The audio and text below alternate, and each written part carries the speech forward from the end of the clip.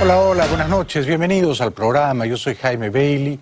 Hoy es lunes 6 de noviembre, estamos saliendo en directo, son las 10:30 de la noche aquí en Miami.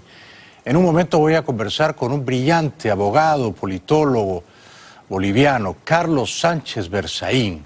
Ya ustedes lo conocen, es un asiduo, frecuente visitante de los programas periodísticos de opinión, director del Instituto Interamericano para la Democracia, Carlos Sánchez Berzaín.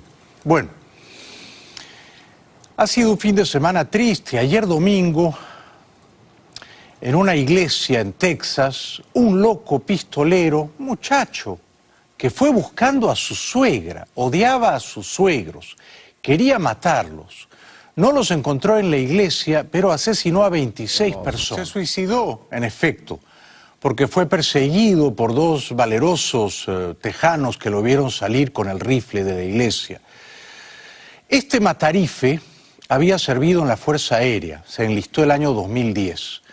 Fue dado de baja porque fue acusado por su propia esposa de golpearla, de darle palizas a ella y al bebé. La Fuerza Aérea se olvidó de ingresar en la base de datos cibernética que este sujeto, Kelly, no podía comprar armas de fuego. Esa negligencia costó cara, costó 26 vidas ayer en Texas. Compró un rifle en San Antonio, fue a buscar a su suegra, no la encontró y mató a ancianos, a mujeres y a niños. Estas son las fotografías del perturbado que poco después... No era un terrorista islámico, no era musulmán, era blanco, era tejano, era exmilitar. Llevaba seguramente los traumas, las heridas, las locuras de la guerra. Pero desde niño llevaba también los genes malévolos de la autodestrucción. David Kelly fue perseguido por dos jóvenes que, armados de un rifle, lo siguieron a alta velocidad por la carretera hasta que él se salió de la autopista, se estrelló en una cuneta y se quitó la vida. I did what I thought I needed to do, which was they said that there was a shooting. I pursued and I just did what I thought was the right thing. And that's the only reason that it stopped the guy, because the guy, I guess, wasn't expecting that, you know, one of us around here is going to come and stop him. Antes de dispararse un tiro en la cabeza, Kelly llamó a su padre y le dijo: no creo que voy a sobrevivir. La madre de una de las víctimas, con admirable templanza, evocó los momentos felices de ese grupo de oración y dijo que todos ellos constituían una familia. ¿Pudo evitarse esta tragedia? Sí. La Fuerza Aérea en la que sirvió y de la que fue dado de baja Kelly debió instruir a todas las tiendas que venden armas que este sujeto no estaba capacitado para comprar un arma de fuego. No lo hizo, se olvidaron, y Kelly el año pasado en San Antonio compró el rifle con el que derramó sangre inocente ayer en una iglesia tejana. Desde Tokio, el presidente Trump pronunció estas sentidas palabras. But in dark times, and these are dark times, such as these, Americans do what they do best. We pull together.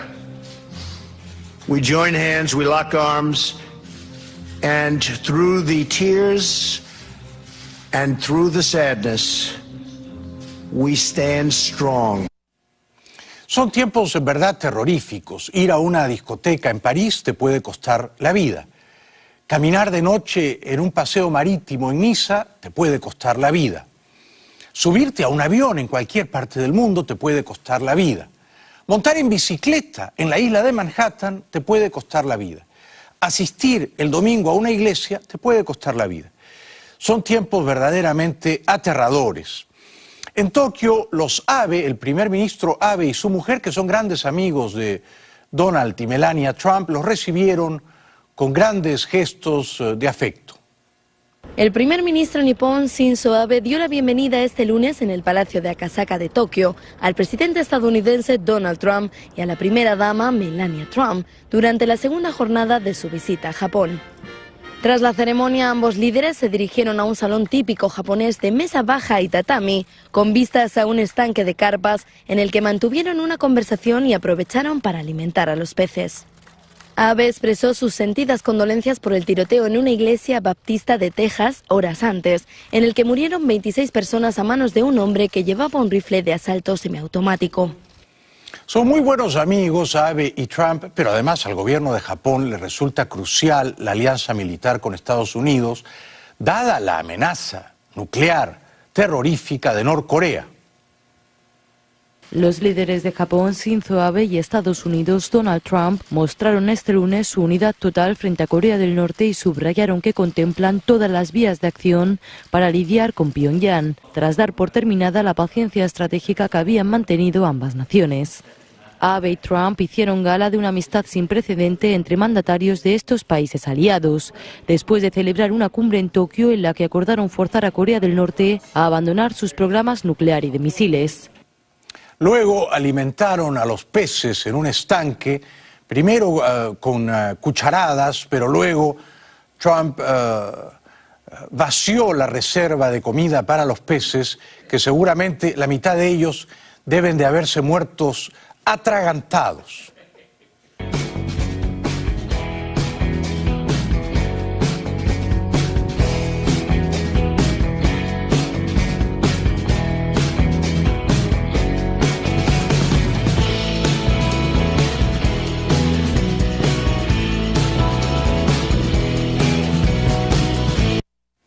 Bueno, en Colombia el presidente Santos, el presidente Panqueque Santos, ángel guardián de las FARC, padrino y protector de los terroristas de las FARC, principal aliado de Timochenko, que ahora con increíble desparpajo se postula a la presidencia de ese país tan querido, Santos se ha visto envuelto en una polémica más porque su nombre aparece en paraísos fiscales, en las Islas Caimán, en las Bermudas, en refugios y paraísos fiscales.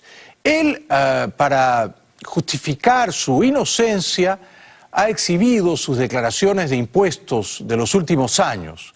Revela que su patrimonio supera levemente los $2 millones y que su sueldo anual se aproxima a los $170.000. Luego de que el domingo apareciera el nombre del presidente Juan Manuel Santos en la filtración papeles del paraíso sobre sociedades en refugios fiscales, el mandatario publicó hoy su declaración de renta de 2015 y 2016. En la declaración correspondiente a 2016, el mandatario aparece con un patrimonio bruto de 6.446.460.000 millones de pesos, unos 2,1 millones de dólares. Asimismo, en el documento aparece registrado que las deudas del jefe de Estado ascienden a 1.138.000 pesos, es decir, unos $374, y que el año pasado recibió como empleado la suma de 515.729 millones de pesos, unos $169.000. Según una investigación periodística difundida ayer simultáneamente en varios medios de comunicación, Juan Manuel Santos figura entre los 127 líderes internacionales vinculados a sociedades en paraísos fiscales. O sea que Santos gana casi $15.000 mensuales. Es mucho dinero. No lo merece. En todo caso, Timochenko y sus angelotes terroristas deberían pagarle el sueldo, ¿no? Con toda la plata mala vida que tienen escondida, sabe Dios dónde, y con la que van a financiar la campaña presidencial del próximo año.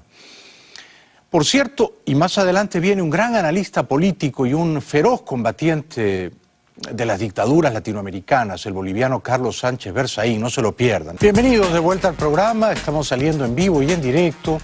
En un momentito voy a conversar con un gran analista político boliviano, Carlos Sánchez Berzaín, no se lo pierdan. Bueno, yo sigo profundamente afligido por la muerte de los 5 argentinos, rosarinos, íntimos amigos del colegio, atropellados la semana pasada mientras montaban en bicicleta en Nueva York. Sus cuerpos han llegado a la Argentina, entiendo que a estas horas están ya en Rosario, en medio de profunda conmoción nacional. Los restos de 5 víctimas del atentado de Nueva York llegaron el lunes a Argentina.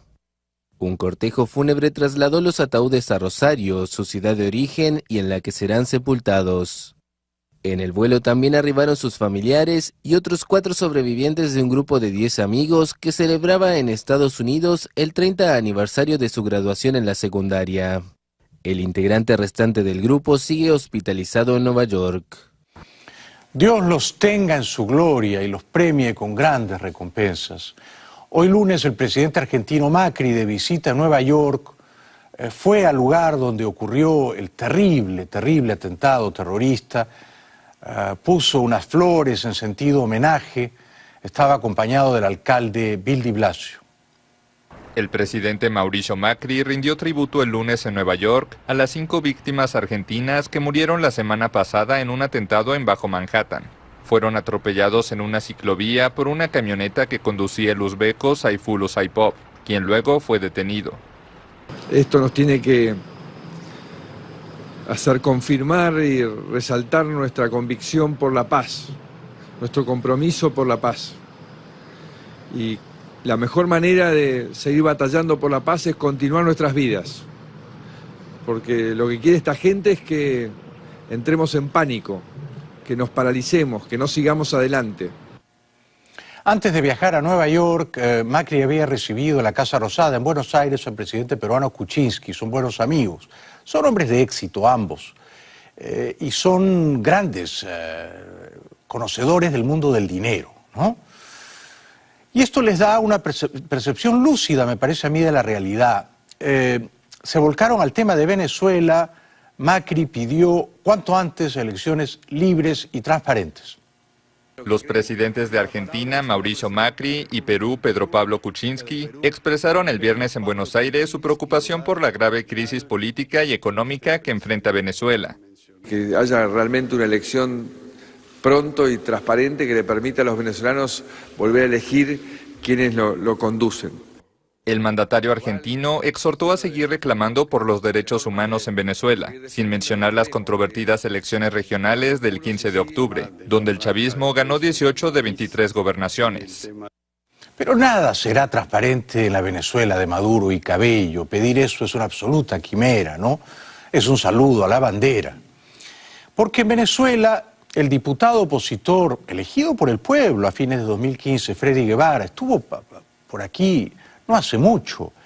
Apostó erróneamente, en mi opinión, por competir en las elecciones para gobernadores. Se equivocó, predijo que iban a ganar 16 de las 23. Les dieron dadivosa, desdeñosamente, 5 de las 23. Bueno, ahora, atropellando toda la legalidad que acompaña a un diputado electo por el pueblo, los sicarios judiciales de la Venezuela de Maduro lo han despojado de su inmunidad y él no ha tenido más remedio que pedir asilo en la Embajada de Chile. Supongo que pronto Guevara, y estamos con él y le mandamos un fuerte abrazo, se mudará a Chile. Ojalá preserve su libertad y no se entregue a los sicarios de la dictadura.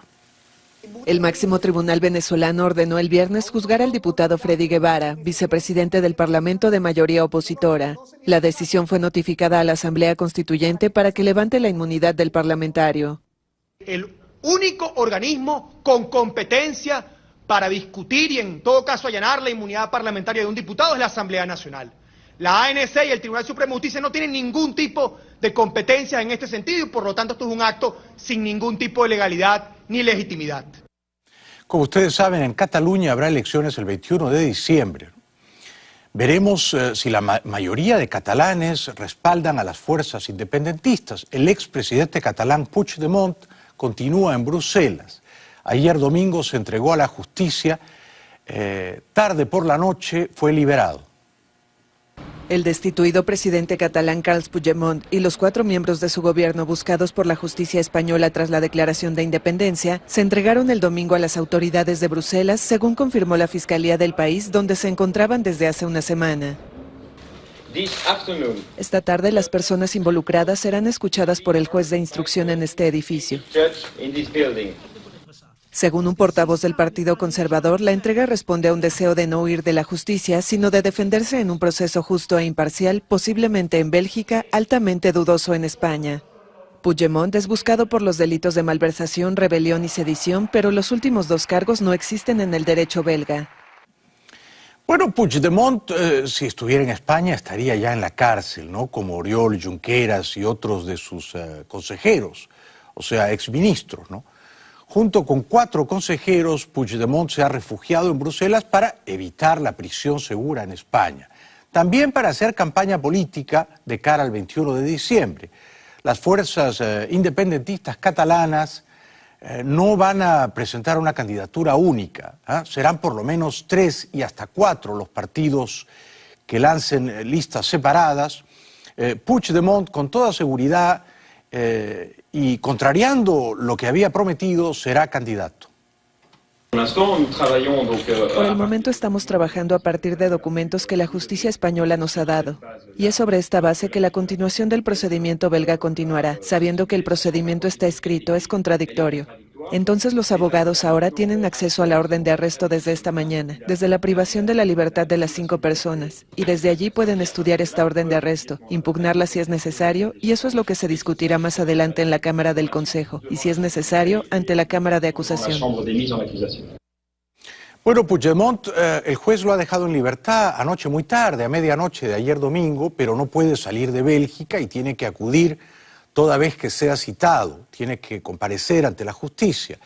Él está encantado, porque de haberse quedado en Barcelona, estaría ahora mismo en una cárcel en las afueras de Madrid. El destituido presidente catalán Carles Puigdemont fue liberado en la noche del domingo con medidas cautelares. Lo mismo ocurrió con los otros 4 miembros de su gobierno, requeridos por una orden europea emitida por la justicia española. Los 5 se habían entregado el domingo a las autoridades de Bélgica y fueron liberados cerca de 15 horas después. La primera audiencia sobre el caso tendrá lugar el 17 de noviembre, se informó el lunes. Mientras tanto, Puigdemont y sus consejeros tienen prohibido salir de Bélgica sin una autorización del juez. Deberán además comunicar su dirección y obedecer a todas las citaciones de la justicia y de la policía. No es del todo improbable que Puigdemont termine quedándose una larga temporada en Bélgica. Si los independentistas pierden el 21 de diciembre y las encuestas predicen tal cosa, y si la justicia belga le permite moverse con libertad, Puigdemont se quedará un largo tiempo en Bruselas. En Madrid, la vicepresidenta Soraya Sáenz de Santa María dijo que el gobierno de Rajoy, al que ella desde luego pertenece, respetará los fueros de la justicia belga. Por parte del gobierno, y dado que estamos hablando de un sistema democrático, tan democrático como el español, pues el máximo respeto a las decisiones de los jueces en España y en Bélgica y en todos los estados que respetamos la separación de poderes y la independencia. Mire, no lo sé, yo desconozco cuáles van a ser los plazos y desde luego nosotros respetamos la manera de actuar de la justicia belga como la de la española.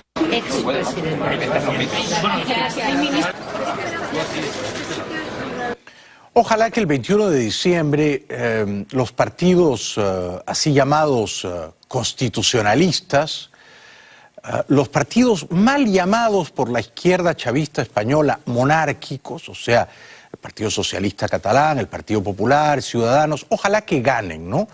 Que obtengan el apoyo de una clara, inequívoca mayoría, para que quede claro que la mayoría de catalanes quiere seguir siendo parte de España. Me parece que este sería, de momento, el final feliz a un asunto, por otra parte, tan trágico. Para terminar, porque viene el brillante analista Carlos Sánchez Berzaín, Puigdemont ha sido citado por la justicia el viernes 17 de noviembre. Publicidad y regresamos luego con un gran analista político, abogado, politólogo, ustedes lo conocen bien, Carlos Sánchez Berzaín. No se lo pierdan, ya volvemos. Bueno, Carlos Sánchez Berzaín es boliviano, de Cochabamba, sirvió en el gobierno de Goni Sánchez de Lozada, luego tuvo que exiliarse, es un perseguido político del dictador Evo Morales y es un muy fino, muy lúcido analista político, escribe y da conferencias, es miembro del Instituto Interamericano para la Democracia. Querido Carlos, bienvenido. Buenas noches. Jaime, gracias, muy generosa tu presentación. Gracias. Te voy a hacer algunas preguntas difíciles. ¿Quién es el mejor presidente de América Latina en funciones para ti, ahora mismo? Yo te adelanto mi respuesta, para mí, Macri. Bueno, a ver, para mí hay dos Américas, una América democrática y una América no democrática. Sí. La América democrática es la mayoría, la no democrática liderada por la Cuba castrista abarca hoy día a Venezuela, Bolivia, Nicaragua y Ecuador en situación de salida con el nuevo presidente Lenín Moreno. Pero digamos, de la buena, de la democrática, ¿quién es el que más te gusta?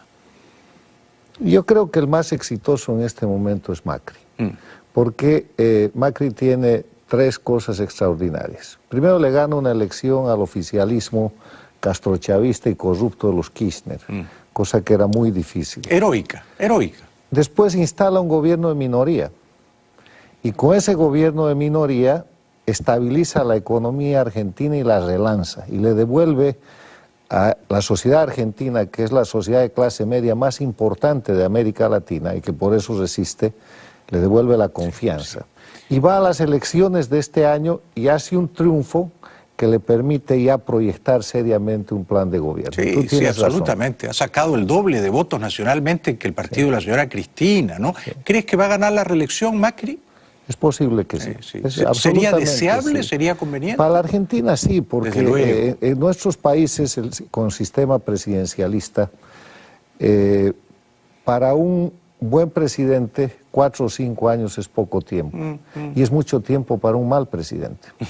Y Macri es un buen presidente, yo creo que por el bien de la Argentina, que tiene que desarrollar un proyecto de estabilidad y un proyecto de crecimiento económico y de recuperación de confianza en esa sociedad que está toda ofendida por la hipercorrupción de los Kirchner, que es la corrupción castrochavista, porque esa era la expansión en la zona.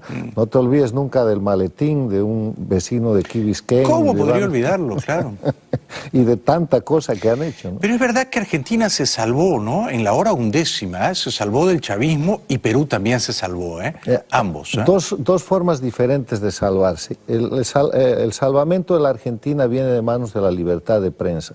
Sí. Y hay un héroe que yo siempre reconozco y es Jorge Lanata. Muy bien dicho. Jorge Lanata es el hombre que, defendiendo al Clarín con su periodismo de investigación, separa a lo que ya era la dictadura kirchnerista, 10 años de gobierno, y fuerza vía opinión pública a que un tribunal federal sea independiente y no intervenga y no termine con el Clarín. Sí, sí. Porque el ataque a la prensa libre en este sistema ideado por Castro y Chávez, no es una medida preliminar, es el ataque final. Cuando le brincan a la libertad de prensa, quiere decir que todo lo demás ya está controlado, que está controlada la justicia, todo está... Entonces ahí jugó un gran papel la prensa libre. Estoy de acuerdo. Ahora, en el otro bloque, o sea, los países controlados por el populismo autoritario de izquierda, lo que tú llamas bien el castrochavismo, ¿quién es el peor? ¿Quién es el más incompetente? Es por supuesto una elección difícil porque están Daniel Ortega y Evo Morales, Raúl Castro y por supuesto el innombrable Maduro, entre otros. Me parece que Lenín Moreno ha ganado algunos puntitos últimamente, ¿no? Pero ¿quién te parece a ti que es el más incompetente, el más deplorable? Yo diría quién es el más vil.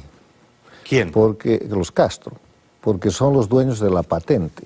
Son los fabricantes de este proyecto de miseria, de violación de derechos humanos y de atentado contra las libertades fundamentales. Siendo eso verdad, que son los más abyectos, también parece cierto que son los que en la transacción costo-beneficio son los únicos que han salido ganando. Claro, porque se han apropiado la región. Ha llegado un momento en que el castrochavismo, los Castro, controlaban prácticamente toda América Latina, incluyendo la OEA, que si no fuera por este otro meritorio latinoamericano, Luis Almagro, nunca se hubiera podido recuperar. La OEA de Insulza fue una vergüenza, porque en vez de cumplir sus principios y la Carta Democrática Interamericana, estaba rendida al proyecto que en ese momento era de populismo autoritario y que no tardó en convertirse en dictadura de este grupo. Déjame hacerte una pregunta difícil, tú seguramente tendrás la respuesta. Yo no entiendo por qué en Nicaragua la burguesía está encantada con los Ortega, ¿no? Casi todos los empresarios nicaragüenses apoyan a los Ortega.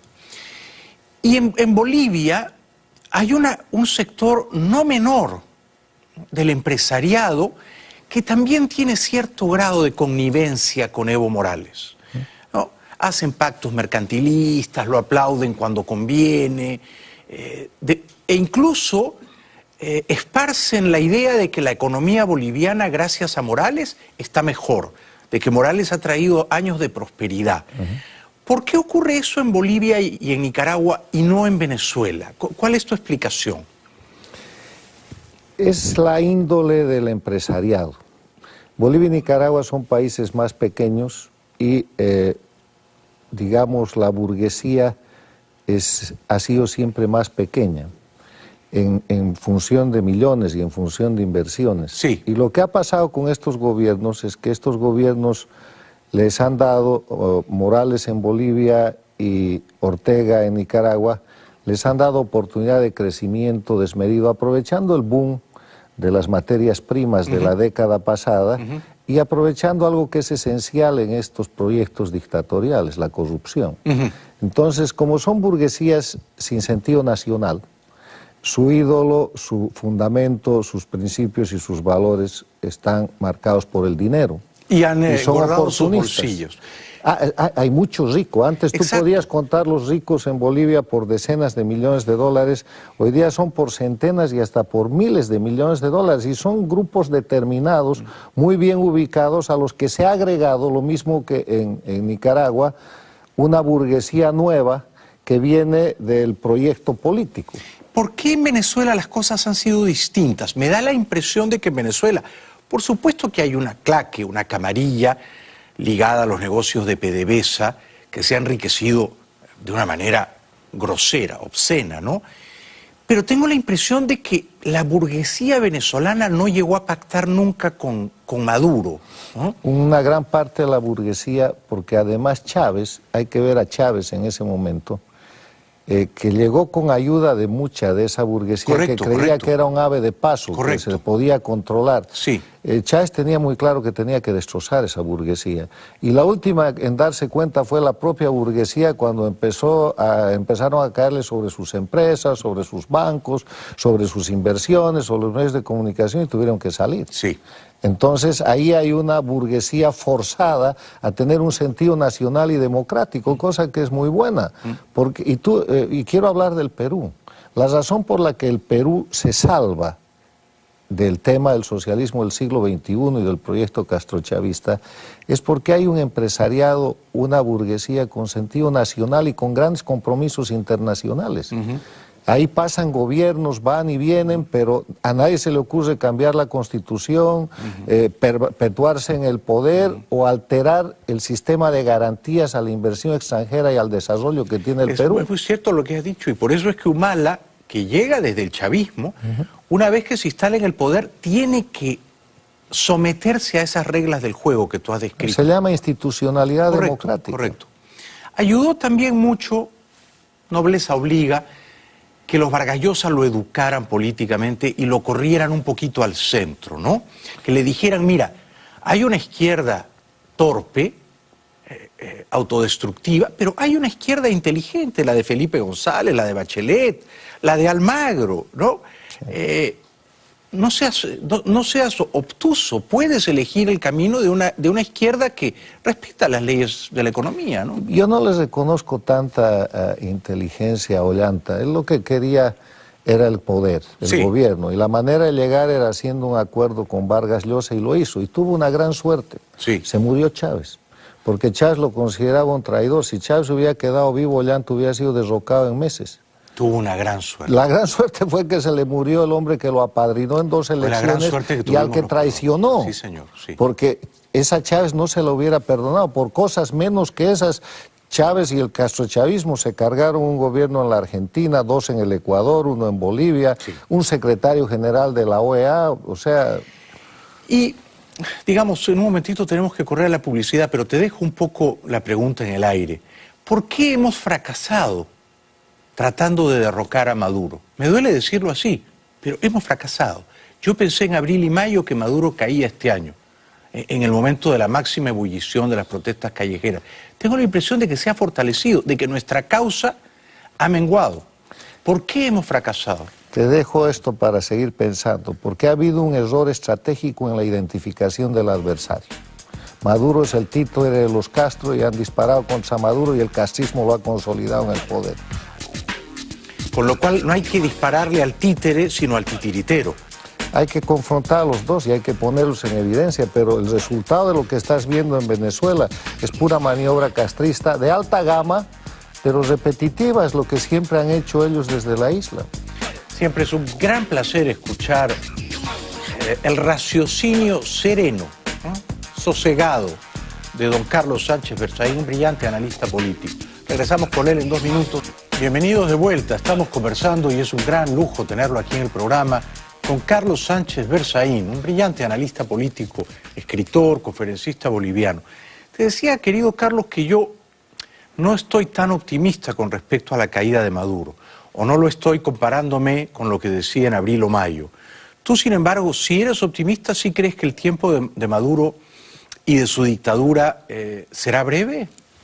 Mira, yo creo que, como tú, el mundo esperaba que Maduro ya hubiera caído, ya hubiera perdido el gobierno, después de esos casi 5 meses de movilización de la juventud y del pueblo venezolano y de persistente violación y crímenes y torturas de parte del gobierno. Yo pensé que los militares lo sacarían, que su propia gente lo sacaría.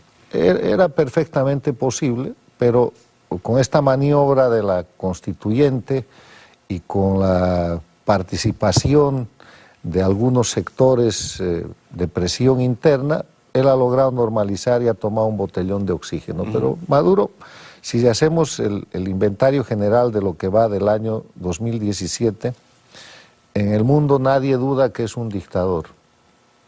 Está totalmente aislado en las Américas. Se han producido 3 informes en la OEA, los informes Almagro, que han creado la doctrina Almagro de defensa de la democracia. México lidera un grupo dentro de la OEA que está integrado por de arriba abajo geográficamente Canadá, Estados Unidos, el propio México, Costa Rica, Panamá, Colombia, que hubiera sido impensable, el Perú con el liderazgo de PPK, Chile, Uruguay, gobiernos de izquierda, Argentina, Brasil, está arrinconado. Lo han sacado del Mercosur, lo han suspendido, la Unión Europea está entrando en el tema.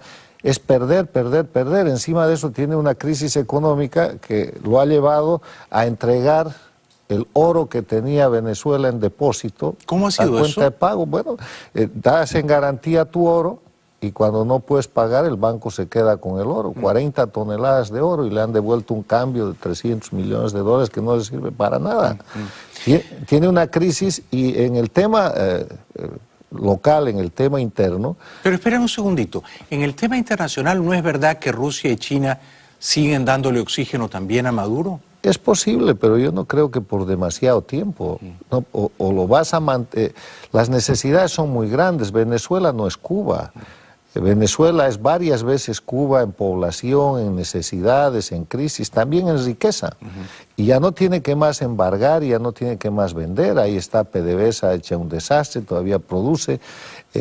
Uno de los problemas de la explotación de petróleo es la tecnología, está rezagada tecnológicamente y hay un grupo de países muy importantes dispuestos a seguir apretando con medidas lo cual es muy buenísimo, fuertes. pero ¿no te parece que la oposición venezolana, o buena parte de ella, para ser justos, ha quedado muy debilitada? Sí, la oposición está debilitada porque está dividida, está bajo sospecha de traición, está señalada entre ellos y obviamente lo menos que se ha producido ahí ha sido un error estratégico fatal, el hecho de ir a las elecciones de gobernadores. Ahora, en esa dinámica yo veo que la oposición va a terminar por separarse y vamos a tener una parte de la oposición abiertamente funcional al régimen y otra abiertamente opositora. Esta señal contra el congresista, el asambleísta Guevara, es una señal de darle duro a los radicales, a la verdadera oposición, mientras los otros están de lo más tranquilos. Y eso va a producir un hecho que siempre sucede cuando caen las dictaduras. Las dictaduras cuando caen se llevan consigo, caen junto con las dictaduras las oposiciones funcionales. Y eso le va a dar a Venezuela un gran momento de reconstrucción política, de restauración democrática. Y yo creo que la caída de Maduro está más cerca de lo que creemos, por dos cosas. Un concepto filosófico y natural que enseña que el momento más oscuro de la noche es el que precede al amanecer. Parece que ahora todo está perdido, que el dictador se asentó, que está listo para avanzar, y no es así. Tiene pies de barro que están remojados. Y la segunda razón es porque en cualquier momento, sobre toda la presión internacional que hay, el pueblo venezolano y lo que tú has dicho, los militares venezolanos, porque son venezolanos, sí, finalmente están intervenidos por los cubanos, están humillados y también tienen hambre. Van a tener que darle un día de gloria a la nación restaurando la democracia, no va a tardar. ¿Qué puede hacer Trump para ayudar a la causa de la libertad en Cuba y en Venezuela, en tu opinión? ¿Qué consejos le darías tú? Yo creo que lo está haciendo bien. Primero, no está actuando directamente. El liderazgo latinoamericano en el tema de Venezuela está manejado por Perú y manejado por México, y Estados Unidos corre a la saga. Eso es algo muy interesante, porque permite a Latinoamérica actuar con el apoyo de los dos países anglosajones, que son Canadá y Estados Unidos. El otro tema es que ha fijado una política muy clara con Cuba y ha dicho: ustedes no son nuestros amigos, son una dictadura, violan los derechos humanos. Y dejan sordos a nuestros diplomáticos. Además de eso, cometen crímenes. Sí. A Venezuela la han señalado como una dictadura, y la declaración del gobierno americano oficial es que esa dictadura tiene que cesar, que se vaya. Y está empleando todos los mecanismos, y creo que tiene muchos mecanismos más para presionar económicamente. Yo, si algo tendría que sugerir, es que aceleren un poquito la marcha, porque el pueblo venezolano está angustiado, pero yo creo que no se ha visto en lo que va del siglo una posición política tan clara en materia de política internacional y tan discreta de parte de los Estados Unidos. Tú eres un gran estudioso de todo esto, ¿no? De las democracias, las dictaduras en América Latina, y te lo pregunto con mucho respeto, porque no lo veo claro.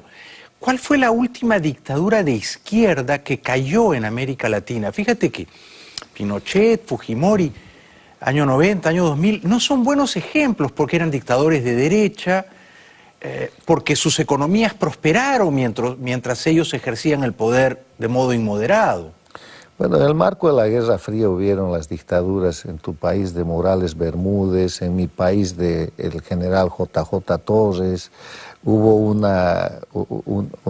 un momento entre los 60 y los 70 donde habían dictaduras militares de izquierda. Quizá la última de izquierda fue la sandinista, ¿no? Cuando pierden la elección contra Violeta Chamorro. Yo creo que esa es la última dictadura de izquierda que cae. Sí. Ahora, confiada en que iba a ganar. Sí. Yo quisiera hacer, y termina ganando porque entrega el gobierno, pero retiene el poder, se queda con las Fuerzas Armadas, se queda con un conjunto de instituciones y atrapa a doña Violeta, que hace una gran presidencia y que lleva adelante un proyecto democrático. ¿Y quién está ahora instalado ahí como dictador? Han vuelto y han hecho una dictadura. Ahora, estas dictaduras tienen una característica especial. Las dictaduras del siglo XXI, y este es un trabajo desarrollado por el expresidente del Ecuador, Osvaldo Hurtado, son dictaduras, ¿por qué? Porque no respetan el Estado de Derecho, violan los derechos humanos, no hay división e independencia de poderes, hacen fraude electoral, pero usan la elección para justificar la careta democrática. Exacto. Esta es la novedad, ¿no? Eso es. Y han llegado al poder en general por elecciones. Y después, a través de una suerte de golpes sucesivos que se llaman golpes blandos, que no son generalmente armados, a veces usan las armas cuando es necesario. Evo Morales ha hecho la masacre del Hotel Las Américas. Acá enumeras, no sé si son 20 masacres. Un poquito más de 20 masacres. Entonces usan la fuerza contenidamente o de manera algo restringida, pero los golpes blandos consisten en cambiar la Constitución, cambiar las leyes, perseguir a los opositores, y la característica definitiva de estas dictaduras es que tienen manejo total del poder judicial como instrumento de persecución política. Por lo tanto, hay presos políticos, hay perseguidos políticos y hay exiliados políticos. Por eso son dictaduras. Y además la libertad de prensa. donde no hay libertad de prensa. La peor ley mordaza está en el Ecuador. Lenin, para decir que sale del grupo, tiene que hacer todavía algunos cambios. Ha sido, como siempre, un grandísimo placer escucharte. Eres un hombre de una muy poderosa inteligencia, muy superior al promedio. Además, eres un boliviano admirable, boliviano comprometido con la causa de la libertad en el mundo. Gracias, querido Carlos. Gracias. Vuelve pronto. Te queremos mucho. Muchas gracias. Igual. Invítame a comer, por favor. Un gran, muy cariñoso abrazo a Eva Ramos, nuestra querida Evita Ramos, que ha cumplido años estos días. Eva, te estamos recordando, te echamos de menos. Mañana viene Pedro Roig, no se lo pierdan.